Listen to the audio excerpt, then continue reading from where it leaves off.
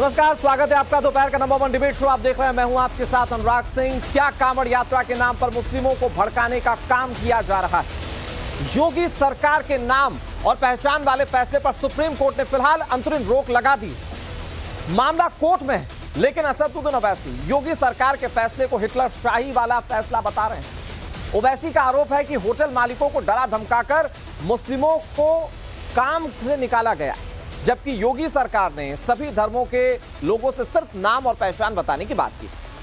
सवाल इस बात को लेकर है कि अगर मामला कोर्ट में है तो फिर इस पर भड़काने वाली सियासत आखिर क्यों की जा रही है? आज इसी मुद्दे पर बहस करेंगे, लेकिन सबसे पहले मामले को समझाने के लिए ये रिपोर्ट आप दें। हर बात पर हिंदू मुस्लिम करने वाले असदुद्दीन ओवैसी ने क्या एक बार फिर मुसलमानों को भड़काने का काम किया है? उत्तर प्रदेश में कांवड़ यात्रा पर नाम और पहचान बताने के योगी सरकार के फैसले पर फिलहाल सुप्रीम कोर्ट ने अंतरिम रोक लगा दी है। सुप्रीम कोर्ट ने मध्य प्रदेश और उत्तराखंड सरकार को नोटिस देकर जवाब भी मांगा है, लेकिन असदुद्दीन ओवैसी कोर्ट के फैसले के बावजूद इस मुद्दे पर हिंदू मुसलमान खोज रहे हैं।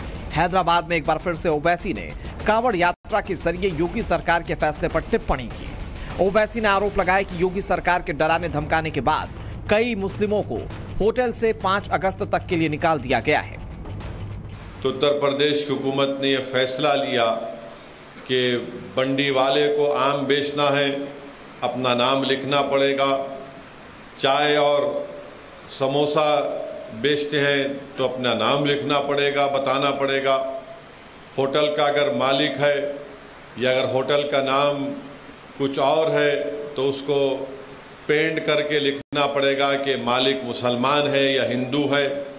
अगर होटल का मालिक हिंदू है तो उसको बताना पड़ेगा कि उसके पास कितने मुस्लिम मुलाजिम काम करते हैं।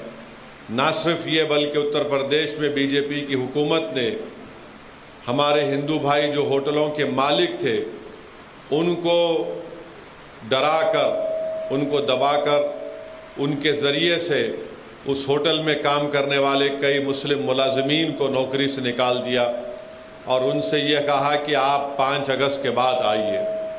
अब आप अंदाज़ा लगाइए कि ये हमारे मुल्क के आइन के खिलाफ है। ओवैसी यही नहीं रुके। ओवैसी ने मुसलमानों को भड़काने के लिए योगी सरकार के फैसले की तुलना हिटलर शाही से कर दी। ऐसा कानून वहां पर उत्तर प्रदेश में बीजेपी की हुकूमत ने बनाया कि जो हमको हिटलर के 1930 की जर्मनी की याद दिलाती है। और हिटलर ने भी ये कह दिया था कि उस वक्त के जर्मनी में मौजूद यहूदियों से कि आपको अपने दाएं हाथ के ऊपर एक स्टार ऑफ डेविड यानी निशान होगा, उसको आपको हाथ पर पट्टा बांधना पड़ेगा। फिर उसके बाद हिटलर ने कहा कि यहूदियों से कोई सामान नहीं खरीदेगा, उनका बायकॉट होगा। तो ये जो फैसला उत्तर प्रदेश की योगी हुकूमत ने लिया वो हिटलर के उस फैसले की याद को ताज़ा करता है।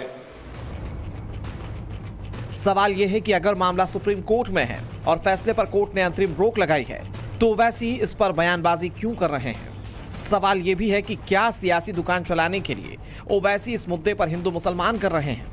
सबसे बड़ा सवाल यह है कि क्या ओवैसी कांवड़ यात्रा के बहाने मुसलमानों को भड़का रहे हैं या डराने का काम कर रहे हैं? Bureau report, times now, Navbharat. देखिए, वैश्विक स्तर पर जब भी तानाशाहों का जिक्र होता है तो सबसे पहले हिटलर का नाम लिया जाता है। योगी आदित्यनाथ ने जो फैसला लिया उसके बाद असदुद्दीन ओवैसी उनके फैसले की तुलना हिटलर शाही से कर रहे हैं। सवाल इस बात को लेकर है कि जब कोर्ट इस मामले को लेकर पहले ही स्टे लगा चुका है तो फिर असदुद्दीन ओवैसी इस पूरे फैसले को हिटलर शाही से जोड़कर क्यों देख रहे हैं? क्या वाकई में उनकी तुलना वाजिब है? ये बहुत बड़ा सवाल है, इस पर चर्चा करेंगे। कई सारे मेहमान हमारे साथ जुड़ गए हैं। हमारे साथ एसएन सिंह जुड़ गए हैं जो कि प्रवक्ता हैं भारतीय जनता पार्टी के। हमारे साथ रमनीश वत्स जुड़ गए हैं, स्टूडियो से राजनीतिक विश्लेषक हैं। दानिश कुरैशी हमारे साथ जुड़ गए हैं जो कि एआईएमआईएम के नेता हैं। प्रोफेसर भुवन जोशी हमारे साथ जुड़ गए हैं, प्रवक्ता हैं समाजवादी पार्टी के। और हाफिज नूर अहमद अजहरी साहब हमारे साथ जुड़ गए हैं जो कि स्टेट प्रेसिडेंट हैं मुस्लिम पर्सनल लॉ बोर्ड के। सभी मेहमानों का बहुत बहुत स्वागत। मैं शुरुआत एसएन सिंह जी आप ही से करता हूं, क्योंकि योगी आदित्यनाथ ने जो फैसला लिया उसमें उन्होंने धर्म की बात की, ये कहा कि आस्था का संरक्षण हम करेंगे, कांवड़ यात्रियों के बारे में हमने सोचा। हालांकि सुप्रीम कोर्ट ने आपके उस फैसले पर रोक लगा दी। लेकिन वो जो फैसला जिसे आप कांवड़ियों के हित का बता रहे थे, असदुद्दीन ओवैसी को वो हिटलर शाही वाला फैसला लगता है। क्या कहेंगे सर इस पर आप? अनुराग जी देखिए, बाबर को मिटे तो बहुत तेरे साल हो गए, लेकिन विचारधारा थोड़े न मिटी है। विचारधारा ऐसे लोगों में अब भी समाहित है जो सब माने अपने को मुस्लिम समझ लेते हैं। अगर अनुराग जी कोई फैसला कहा जाता है कि सबको एक काम करना होगा तो उसमें मुस्लिम कहां से आ जाता है। और अनुराग जी मैं तो कहता हूं कि नाम तो स्वाभिमान का विषय होना चाहिए, नाम तो सम्मान का विषय है, नाम अपमान का कहाँ विषय है। अनुराग जी जब बच्चा पैदा होता है तो मुझे लगता है हॉस्पिटल से लेकर स्कूल, कॉलेज, यूनिवर्सिटी, यहाँ तक रेलवे स्टेशन, एयरपोर्ट, कहीं पे भी जाए तो लोग अपना नाम बताते हैं। पहचान छुपाता कौन? पहचान छुपाता वो है जो गुनाह करता है, गुनाहगार होता है। लेकिन सिंह साहब, असलियत तो ये है कि सुप्रीम कोर्ट के सामने आप अपनी बातों को नहीं रख पाए और कोर्ट ने आपके फैसले पर स्टे लगा दिया। आप सुनिए ना अनुराग जी, कल मुकुल रोहतगी जी ने कहा कि जो उत्तर प्रदेश की सरकार है उस सब के लिए ये कानून लेकर आई, और 2006 का नियम है उसमें कहा गया है 2006 के नियम के नाते ऐसी चीजें हुई। लेकिन उन्होंने कहा ठीक है, ऐसा तो नहीं है कि वो कहे कि नहीं ये गलत है, इसको अभी हटाइए, खत्म करते हैं। तो मुझे लगता है कि कुछ लोग कुछ सोमवार को एक संविधान मानेंगे, शुक्रवार को कुछ और मानेंगे, जब कांवड़ यात्रा होगी तो उनके लिए अलग संविधान होगी, और जब जुमे की नमाज होगी अलग होगी। ऐसा तो देश में चलेगा नहीं। ऐसे ही में कि एक ओवैसी साहब है, अब देखिए क्या क्या कहते हैं, थोड़ा सा 10 सेकंड में आप सुनेंगे। जिस दिन भारत माता की जय कहनी होती है उस दिन दानिश भाई जय कह देते हैं, कहते हैं क्या हो गया। जिस दिन ये कहा जाता है कि भाई सबके लिए अगर एक कानून बन रहा है, कोई स्कूल कॉलेज में, स्कूल कॉलेज एक संवैधानिक व्यवस्था के तहत अपने ड्रेस कोड लागू करता है, वहां सबको उस ड्रेस कोड में जाना चाहिए। वहां कहते नहीं हम देश के संविधान को नहीं मानेंगे, हमारा सरिया उससे मजबूत है और हम अपने ड्रेस कोड में जाएंगे। तो मुझे लगता है कि जनवरी में संविधान मानेंगे, मार्च में नहीं मानेंगे, मंगलवार को नहीं, वो अपनी सहूलियत देखते हैं एसएन सिंह जी। लेकिन लास्ट एक लाइन में बताइए कि वो आपके फैसले को हिटलर शाही बता रहे हैं। वो कह रहे हैं कि आप हिटलर हैं, जो हिटलर किया करते थे 1940 1930 में वही आप कर रहे हैं।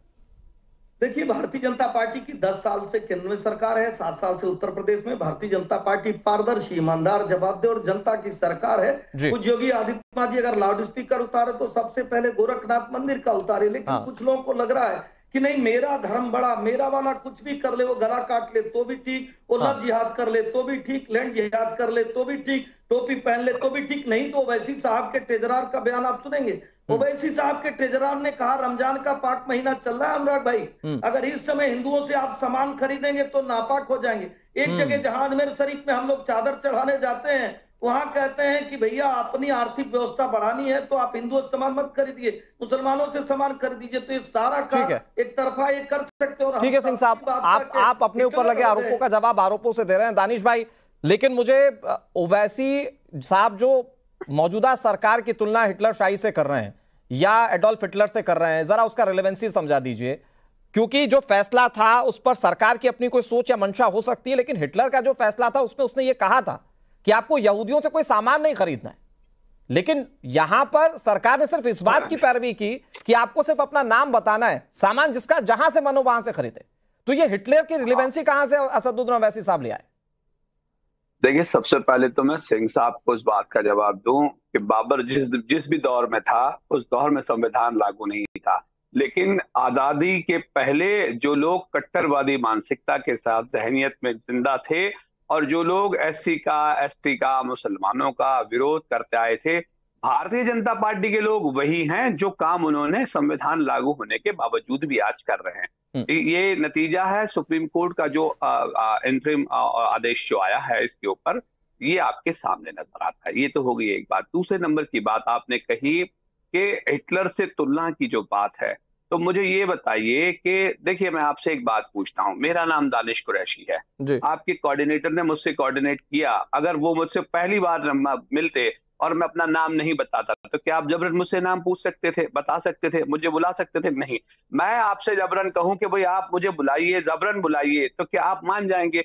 तो ये निजी मामले हैं और ये निजी संविधान के दानिश भाई, मैंने तो ये एसएन सिंह साहब से भी किया, मैं आपसे भी कहता हूं कि इस पर तो सुप्रीम कोर्ट ने स्टे लगा दिया है। अब तो ये चर्चा का विषय ही नहीं है कि आपको नाम बताना है मत बताइए, सुप्रीम कोर्ट ने कह दिया मत बताइए तो मत बताइए। मसला ये नहीं है, मसला इस बात को लेकर है कि जब सुप्रीम कोर्ट ये कह चुका है कि आपको नाम नहीं बताना है, आपकी स्वेच्छा पर है, तो आखिर इस मामले को तूल क्यों दिया जा रहा है? क्यों देश के मुस्लिमों को यह बताने की कोशिश की जा रही है कि देखिए साहब सरकार कैसे आपके साथ हिटलर शाही कर रही है? सवाल इस बात को लेकर। हटाया गया, मुसलमान मुलाजिमों को हटाया गया और जबरन हटाया गया, तो ये हिटलरी फरमान नहीं है। अगर किसी का नाम दानिश है, किसी का नाम अजहरी है या किसी और का नाम कोई मुसलमान नाम है, उनसे ये कहा गया कि जब तक कांवड़ यात्रा चल रही है तब तक आप मुस्लिम मुलाजिमों को हटा दीजिए। चलिए बताइए, ये रोजगार पर नहीं दानिश भाई, क्या ये इसको लेकर कोई डेटा है आपके पास? किसी होटल के बारे में कोई जानकारी है क्या कि ऐसा हुआ? हाँ बिल्कुल। मैंने पहले भी कहा था, मैं फिर भी दे दूंगा। दूसरे किसी चैनल के बहुत सारे डिटेल्स है मेरे पास, जिसमें नाम, अता, पता, यहां तक। नहीं, आपके पास क्या जानकारी दानिश भाई वो बताइए ना। दूसरा चैनल क्या कर रहा है उससे क्या मतलब? आपके पास क्या जानकारी? अरे तो उसकी ऑथेंटिसिटी है ना। किसी का इंटरव्यू है, कोई वीडियो में कोई बोल रहा है, उसके ढाबे का नाम चेंज किया गया। बाबूजी का ढाबा था, उसको बाबू खां का, मोहम्मद बाबू खां का ढाबा बनाया गया। ये सारी चीजें हुई हैं और मैं ये कह रहा हूँ सिंह साहब की सरकार है, वहां पर जाके इन्वेस्टिगेट कर ले। दुकानदार को अपना नाम डिस्प्ले करना होगा। अब नाम में आपको तकलीफ होने लगी, कल को भारत के तिरंगे से भी तकलीफ हो जाएगी, भारत से भी तकलीफ हो जाएगी। आप सम्मान से उसको लीजिए ना, सम्मान से लीजिए। हमको आज भी कह रहे हैं, हम तो कोर्ट में भी कहे कि नाम सम्मान का विषय, नाम क्यों छुपाना है? गुनाह के लिए नाम छुपाना है क्या? कोई गुनाह करना है क्या? ठीक है, एसएन सिंह जी जवाब दे रहे हैं, दानिश भाई जवाब दे रहे हैं। संस्था कहती है कि नहीं वहां पे मस्जिद नहीं थी, तो आप कहते नहीं वहां तो मस्जिद रहेगी। आप कहेंगे कि 15 मिनट की छूट दे दीजिए, हिंदुओं को कौन बचाएगा जब योगी मोदी नहीं रहेंगे। जब अपनी पार्टी का नाम ही मुस्लिमुद्दीन रख लेते हैं, ये कहाँ संवैधानिक व्यवस्था है? क्या भारत में चाह रहे हैं कि बस एक ही धर्म की बात हो क्या? दानिश भाई जवाब दे दीजिए। का कार्य का दानिश भाई, मेरा लेकिन सवाल वही है, एक धर्म के लिए आप क्या दुकान बता पाएंगे, जगह बता पाएंगे कि कहां पर मुस्लिमों को कह दिया गया कि आप कांवड़ यात्रा तक नौकरी पर मत आइए? हाँ बिल्कुल, मैं दे दूंगा, नंबर मिल जाएंगे। एक्चुअली मेरे इसी फोन में है, आप कहेंगे तो अनुराग जी मैं आपको भेज दूँ, और जिम्मेदारी से कह रहा हूं मैं, चैनल पे आप मांगेंगे तो मैं दे दूंगा। दूसरे नंबर की बात है कि मैं बताऊं भारतीय जनता पार्टी की मानसिकता क्या। सुप्रीम कोर्ट ने जो रोक लगाई है ना, तो ये भारतीय जनता पार्टी की मतलब कोर में है ये सारी चीजें। मैं आपको बताऊं, आपको याद हो तो एक मेंबर ऑफ पार्लियामेंट जो दिल्ली में रहते थे, देश के प्रधानमंत्री का जो घर है उसके चंद मिनटों की दूरी पे पिछले साल इसी तरह मौसम के बारिश के अंदर में, और उन्होंने अलग ऐलान ये कहा था कि उनके यहाँ से सामान मत खरीदो, उनके ठेले से सामान मत खरीदो। चलिए बताइए, नहीं है तो क्या है वो? बताइए नाम याद है आपको? सिंह साहब आप सीनियर है, तो कैसे बात चलेगी? पश्चिम बंगाल पे नहीं बोलेंगे, एक एक करके कैसे बात होगी? नहीं, एक एक करके सिंह साहब सुन लीजिए, एक बात सुन लीजिए। नहीं बोलेंगे, कश्मीर के पंडितों पे नहीं बोलेंगे, जो आतंकवादी होते हैं उनका भी तो नाम बोल दीजिए ना भैया। नाम तो धर्म से होता है, तो हम नहीं। लेकिन दानिश भाई देखिए, एसएन सिंह साहब जब कह रहे थे तो उन्होंने भी बताया था कि कैसे मुस्लिम पंथ के कुछ लोग, आपकी पार्टी के कुछ लोग ये कह रहे थे कि आपको आपके दीन का काम करना है तो आप हिंदू लोगों से सामान मत खरीदिए। उन्होंने अभी इसी चर्चा में बैठकर बताया। तो इस तरह के आरोप तो बहुत सारे लगते हैं, लेकिन धार्मिक और सांप्रदायिक सौहार्द हमारे समाज में कैसे बना रहेगा, इस पर हमें सोचना पड़ेगा ना। क्या ओवैसी के ये कह देने से कि हिटलरशाही चल रही है, इससे सांप्रदायिक या धार्मिक सौहार्द बना रहेगा क्या? बहुत संक्षेप है दानिश भाई। नहीं, मैं बिल्कुल वही कह रहा हूं कि एक member of parliament, ruling party का मेंबर ऑफ पार्लियामेंट खुद दिल्ली में रहता है और वो ये कहता है कि मुसलमानों के ठेलों से सामान मत खरीदो। तो क्या ये हिटलरशाही नहीं थी? तो क्या उससे एफआईआर करवाई? मुझे बताइए एफआईआर की क्या मोदी जी ने? अच्छा एक मिनट, रमनीश जी हंस रहे हैं। मोदी जी ने मैं रमनीश जी को इंट्रोड्यूस करवाता हूं। एसएन सिंह साहब मैं आ रहा हूं आपके पास। रमनीश जी इस पर कुछ कहना चाह रहे हैं, फिर मैं उसके बाद भुवन जी के पास जाऊंगा और फिर उसके बाद अजहर जी के पास जाता हूं। रमनीश जी प्लीज। अनुराग जी, मैं कहना चाह रहा हूं कि ओवैसी बीच बीच में सुर्खियों में रहने के लिए इस तरह के भड़काऊ बयान देते हैं ताकि वो उनकी टीआरपी जो है बनी रहे। दूसरी बात है, हिटलर शाही की बात करते हैं। हिटलर शाही की बात करते हैं तो हिटलर के बारे में भी वो जानते होंगे, चूंकि बैरिस्टर भी हैं। 60 लाख यहूदियों को 1933 से लेकर के 1945 के बीच में हिटलर ने ही मरवा दिया था, उनकी हत्या करवा दी थी। यदि हिटलर शाही की बात होती तो यहाँ पे नेम प्लेट और सुप्रीम कोर्ट कहीं जाने की कोई जरूरत नहीं है, जबरदस्ती जो है उनसे मनवाया जाता है। लेकिन ऐसा नहीं, कानून देखिए स्टे लगा दिया है सुप्रीम कोर्ट ने, उसका स्वागत किया योगी सरकार ने। तो हिटलर शाही की बात यदि आप करती, और देखिए ना कि धर्म, हमारी आस्था के नाम पे, हमारी पवित्रता के नाम पे ये लोग कितना चोट पहुंचाते हैं। क्या ये सच नहीं? इन्होंने अभी सबूत की बात करी कि हम फोन नंबर दे दें। मैं भी आपको वीडियो भेज देता हूं कि वहां पे थूक जिहाद चलाया जाता है कि नहीं चलाया जाता है? बताइए।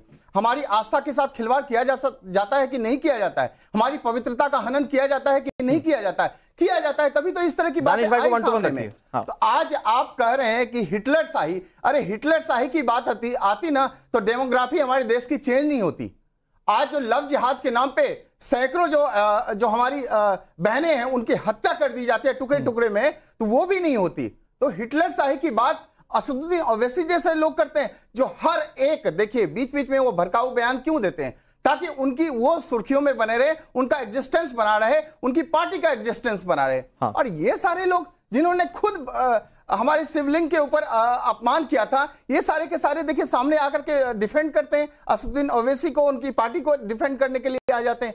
नेम प्लेट में कौन अधिकार देता है? तो भाई आपका नाम है ना दानिश कुरैशी, दानिश कुरैशी, आपको मैं नाम कहूं कि नहीं आपका नहीं, नाम, लेकिन रमनीश जी सच्चाई तो ये कि सरकार का ये प्रस्ताव तो सुप्रीम कोर्ट ने खारिज कर दिया ना। मान लेंगे इस बात को क्या? नहीं, लेकिन नहीं रमनीश जी, आप ठीक है, आप अपने तर्कों पर बातें कहिए, बीजेपी के फेवर की बात कर लीजिए। मैं ये सवाल पूछ रहा हूं कि सुप्रीम कोर्ट ने तो इस बात से मना कर दिया कि नहीं डिस्प्ले करना जरूरी नहीं है नाम का। सुप्रीम कोर्ट ने अभी स्टे लगाया अनुराग जी, फैसला नहीं आया अभी। तो उत्तराखंड और मध्य प्रदेश का भी उनको सुनना है दलील, कि किस तरह की दलील मुकुल रोहतगी ने अपने मतलब उन्होंने अपनी दलील रखी है। सरकार, ये सुप्रीम कोर्ट की तरफ से कोई फैसला नहीं आया है।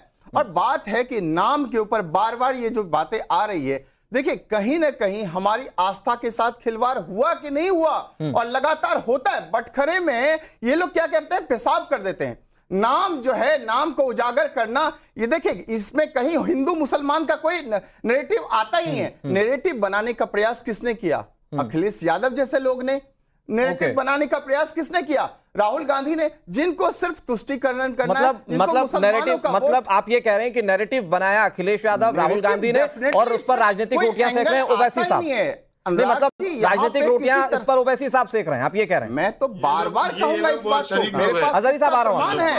और प्रमाण क्या ये लोग नहीं जानते क्या? दानिश कुरैशी को ये बात को पता नहीं है क्या कि नैरेटिव तैयार किया गया है? मैं इसमें जैसे लोग क्या, मैं डॉक्टर भुवन के पास जाता हूं। एक मिनट डॉक्टर भुवन, मुझे ये बताइए कि जो रमनीश साहब कह रहे हैं, वो ये कह रहे हैं कि जब ये फैसला लागू किया गया था तो ओवैसी साहब कहते नहीं कहते वो बात की बात है, उनकी पार्टी का नाम ही मुसलमान है, तो फिर वो बात तो करेंगे उसी धर्म के लोगों की। लेकिन समाजवादी पार्टी और कांग्रेस पार्टी ने भी पुरजोर तरीके से विरोध किया था, तब मामला कोर्ट में नहीं था। तो क्या ये एक ग्राउंड तैयार करके आपने ही दिया उन लोगों को कि देखिए साहब आप आइए और इस पिच पर खेलिए, आप अच्छी बल्लेबाजी कर पाएंगे? यह आरोप तो कम से कम रमनीश वस्त लगा रहे हैं आप लोगों पर। अनुराग जी, समाजवादी पार्टी इस देश के कानून और संविधान का सम्मान करती है। माननीय सुप्रीम कोर्ट के फैसले का हम लोग स्वागत करते हैं, और हमें लगता है कि जब नाम बताने की जब बात आती है तो यही वो भारतीय जनता पार्टी है जो कानून लेकर आई थी नाम ना बताने का। मैं याद दिलाना चाहता हूं, आपको याद होगा, इलेक्ट्रॉन बॉन्ड का जो बिल है वो भारतीय जनता पार्टी इसलिए लेकर आई ताकि चंदे की चोरी कर ली जा सके, भ्रष्टाचार कर सके, इसके लिए कानून लाती है। लेकिन जब प्रोप्राइटर का दुकान पर नाम लिखने का बिल भी तो आपकी सहयोगी कांग्रेस पार्टी लाई थी सर। 2011 में भी उसको बहुत एंडोर्स किया आप लोगों ने, उसको सख्ती से 2011 से लागू करवाना शुरू किया आप लोगों ने। अनुराग जी मुझे कंप्लीट कर दीजिए। ताकि मजहब के आधार पर लोगों को बांटा जा सके, और हमें सुप्रीम कोर्ट न्याय हमेशा हमें देता है। जब चंडीगढ़ में लोकतंत्र की हत्या होती है तब भी हमें न्याय मिला, आज जो ये तुगलकी फरमान आया तब भी आज सुप्रीम कोर्ट ने हमें आपने बहुत इंपॉर्टेंट बात कही कि आपको न्याय मिलता है कोर्ट से, हमारे न्याय प्रणाली पर कभी कोई सवाल रहा ही नहीं। तो अगर न्याय प्रणाली पर हम लोगों को कोई सवाल नहीं, हमें न्याय मिल भी रहा है, तो फिर क्या असदुद्दीन ओवैसी के इस तरह के भाषणों की जरूरत लगती है क्या आपको? आप बहुत संजीदा प्रवक्ता हैं, बहुत संजीदा राजनेता है, तो मुझे बताइए कि क्या इस तरह की चीजें रिलेवेंसी होनी चाहिए कि आज के समय में? कोर्ट ने कह तो दिया कि आप नाम मत लगाइए। ओवैसी साहब की ये बातें क्या आपको लगता है कि तर्कसंगत है? अनुराग जी, एक देश के बहुत वरिष्ठ पत्रकार आप भी हैं, और हमारे भारतीय जनता पार्टी के प्रवक्ता साथी भी पहले पत्रकार रहे हैं। ये ओवैसी साहब का बयान है, उसको कैसे रखना है? दानिश कुरैशी साहब है। मैं तो निश्चित तौर पे कानून का विद्यार्थी हूँ, और कानून के विद्यार्थी होने के कारण आपको लगता है कि सर ये बयान दिया जाना चाहिए? पार्टी के प्रवक्ता होने के कारण जो पार्टी का स्टैंड है वो रखने के लिए मुझे आपने बुलाया, वो मैंने अपनी बात बताई है, और हमें पूरा विश्वास है ये जो तुगलक प्रोफेसर साहब, देखिए आप प्रोफेसर हैं, आपको पता है कि बातों से कैसे खेलना है। मैं कह रहा हूं प्रोफेसर साहब आप ये बताइए, चूंकि आप ठीक है, आप संजीदगी से सारे मामले को देख रहे हैं, लेकिन आप एक राजनेता भी तो हैं, आपका कोई ना कोई टेक तो होगा ही। मैं पार्टी लाइन और एक बतौर राजनेता इन दोनों चीजों के बीच में आपसे समझना चाह रहा हूं कि वो असदुद्दीन ओवैसी जो समाजवादी पार्टी के खिलाफ भी बोलते हैं, जो कांग्रेस पार्टी के खिलाफ भी बोलते हैं, आपको लगता है कि असदुद्दीन ओवैसी का ये बयान रिलेवेंट है, ये देना चाहिए क्या? इससे देश का माहौल या देश का मुस्लिम जो है वो उत्तेजक नहीं होगा क्या उनको भड़काने जैसा नहीं है असदुद्दीन ओवैसी का ये बयान? देखिए, हमारी चिंता ये अनुराग जी कभी नहीं रही ना तो हमारी चिंता रही कि भारतीय जनता पार्टी क्या बोल रही है, हमारी चिंता रही कि ओवैसी साहब क्या बोल रहे हैं। हम तो सिंपल से उत्तर प्रदेश में एक सूत्र पे चलते हैं, पीडीए प्लस इंडिया। इसको हमें केवल चिड़िया की आंख की तरह केवल वही दिखाई जाते हैं जिससे कि भारतीय जनता पार्टी की मुस्कुराहट को छीना जा सके, क्योंकि 2024 में इसका है। हम लोग उसी दिशा में काम करते हैं। नहीं, लेकिन प्रोफेसर साहब वो असदुद्दीन ओवैसी वाली बात पर भी बोल देते। खैर, मैं आऊंगा आपके पास एक बार फिर से। हाफिज नूर अहमद अजहरी साहब, ये असदुद्दीन ओवैसी जो हिटलर शाही वाली बात कह रहे हैं, क्या ये देश में आपको रेलेवेंट लगती है क्या? और अगर लगती भी है, मतलब मान लीजिए कि आपको लगता हो कि योगी आदित्यनाथ अपने फैसलों को थोप रहे हैं, तो उससे ऊपर कानून है, उससे ऊपर हमारी अदालतें, और अदालतों ने बता दिया कि आपको नाम उजागर करने की जरूरत नहीं है, तो इस तरह के बयानों की जरूरत आपको लगती है क्या? आ रहा हूं दानिश भाई, आ रहा हूं। सबसे जरूरी बात यह कि मैंने अभी सभी लोगों को सुना है, एंकर महोदय अनुराग सिंह सहित 4 भाइयों को, और मुझे उम्मीद है मुझे भी सुनेंगे। जो ये आरोप है कि मुसलमानों को भड़काने की कोशिश की जा रही है कांवड़ यात्रा के नाम से, मैं पूरी जिम्मेदारी के साथ कह रहा हूं, मुसलमान कहीं भड़कने वाला नहीं है।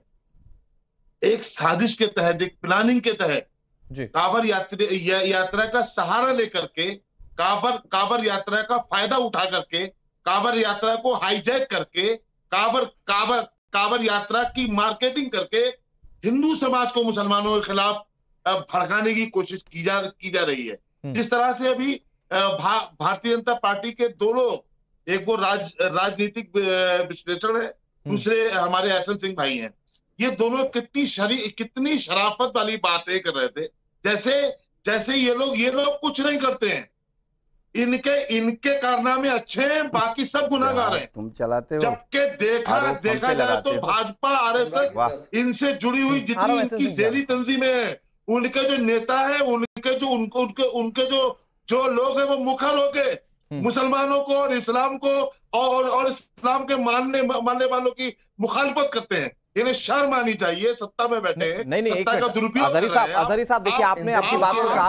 अजहरी साहब, एक सवाल आपसे पूछ रहा हूं, उसके बाद दूसरे गेस्ट भी इस पर इंटरवीन करेंगे। अजहरी साहब, एक छोटा सा सवाल मैं आपसे पूछ रहा हूं, मुझे ये बताइए कि अगर सरकार ने, नहीं अजहरी साहब मुझे ये बताइए ना, अजहरी साहब नहीं, अजहरी साहब सुनिए ना, आप बहुत जिम्मेदार पद पर बैठे हुए हैं। मैं आपसे ये समझना चाह रहा हूं कि अगर सरकार ने ये कहा कि जो कांवड़ यात्री हैं उन तक साफ और स्वच्छ चीजें पहुंचे, और रमनीश जी भी बता रहे थे कि कैसे पहले कुछ वीडियो सामने आए थे जिसमें इस बात की शंका थी कि कुछ लोग कांवड़ को खंडित करने की कोशिश कर सकते हैं। अगर सरकार की मंशा ये थी कि सिर्फ कांवड़ियों तक शुद्ध चीजें, साफ चीजें पहुंचे उनके धर्म के हिसाब से, तो इसमें आपको कैसे लगता है कि मुस्लिमों को भड़का रही है?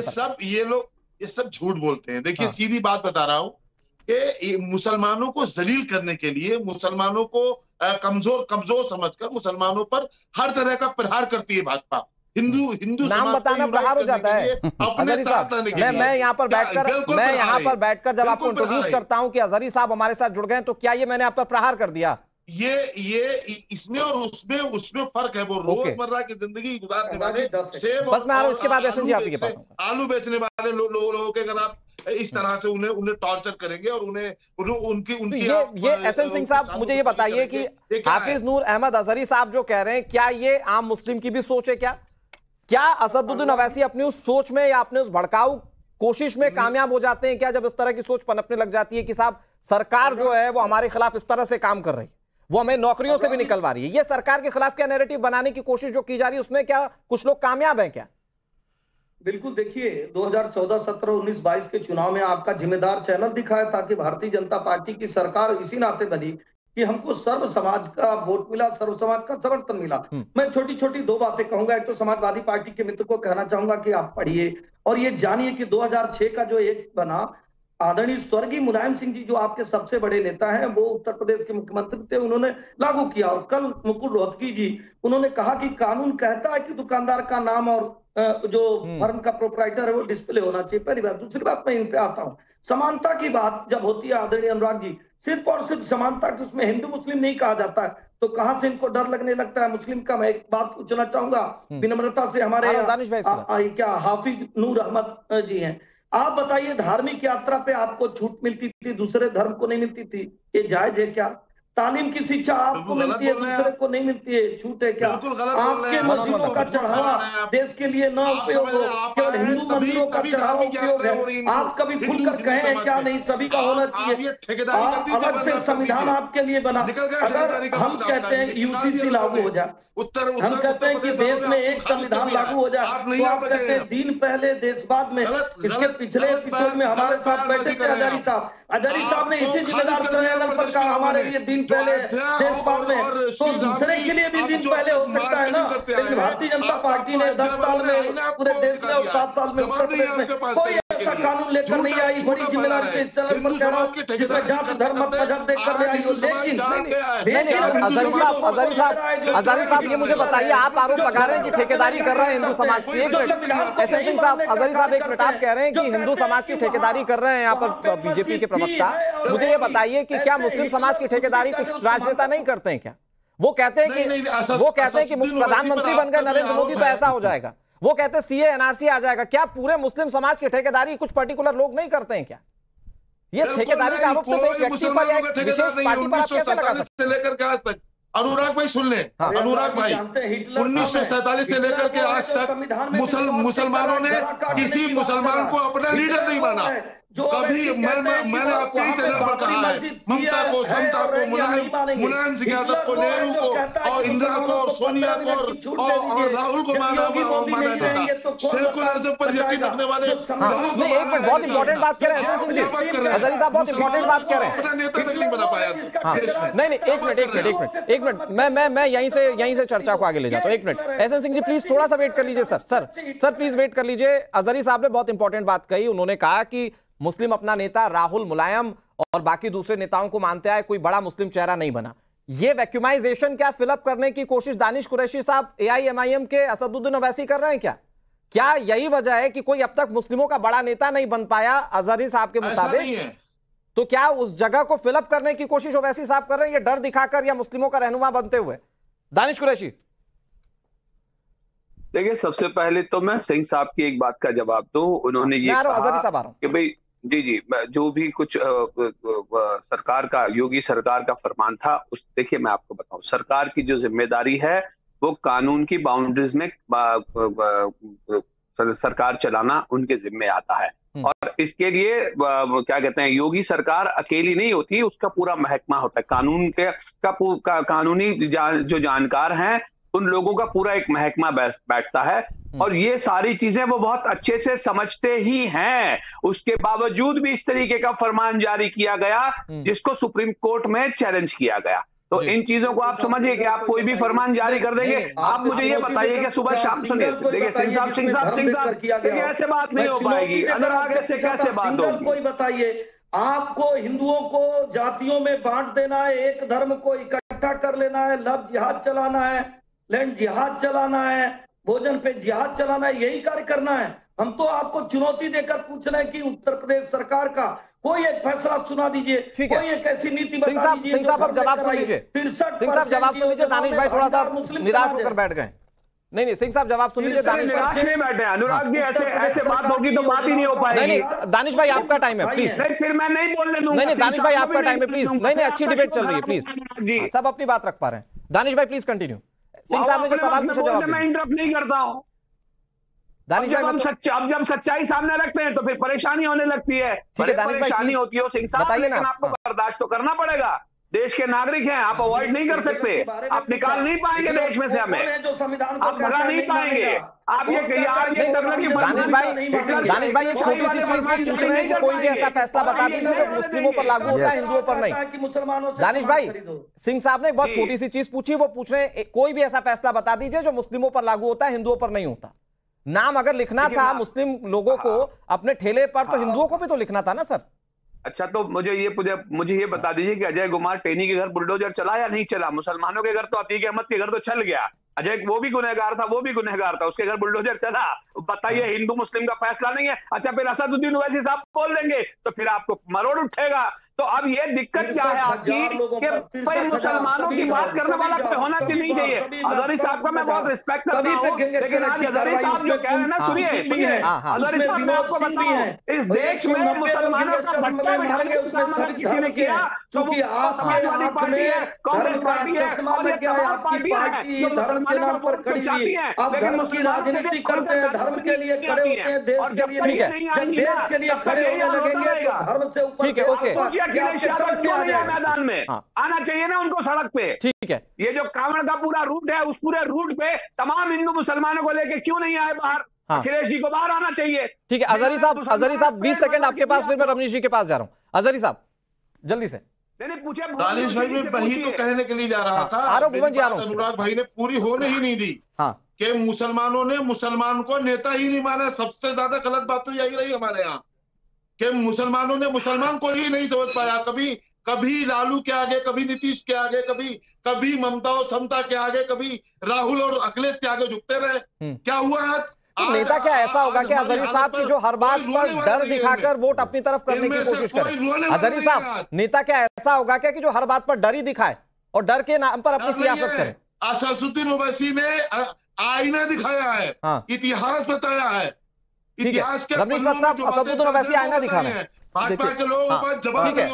अनुराग जी, मैं कहना चाहूंगा, अभी दानिश कुरैशी ने आरोप लगाया कि हमें आप देश से निकाल नहीं पाएंगे, लेकिन आपकी हरकतें जो है उसी तरह की है। और दूसरी बात है कि यहाँ पे देखिए, किसी भी तरह का आप नैरेटिव चलाने का प्रयास करें, यहाँ पे कहीं भी कोई भी तरह का डिस्क्रिमिनेशन नहीं हुआ है, न तो केंद्र सरकार की तरफ से न तो योगी सरकार की तरफ से। 35% हर एक, देखिए, चाहे प्रधानमंत्री आवास योजना की बात करें, शौचालय की बात करें, चाहे किसान सम्मान निधि की बात करें, मुसलमानों को 35% जो है मुसलमानों को मिले हैं ये सारे के सारी सुविधाएं। फिर बात करते हैं आप हिटलर शाही की बात। अरे हिटलर शाही की बात तो आपको बख्शा नहीं जाता। आपको आपने कहा ना, आपकी हरकतें आप हमें देश से निकालें, देखिए आपकी हरकतें उसी तरह की है। फिर आपने समाजवादी पार्टी के नेता जो प्रवक्ता है उन्होंने कहा पीडीए की बात यदि आप करते हैं तो तेलंगाना में जो है कांग्रेस की सरकार है, वहां पे 21,000 करोड़ का जो फंड अलॉट किया जाता था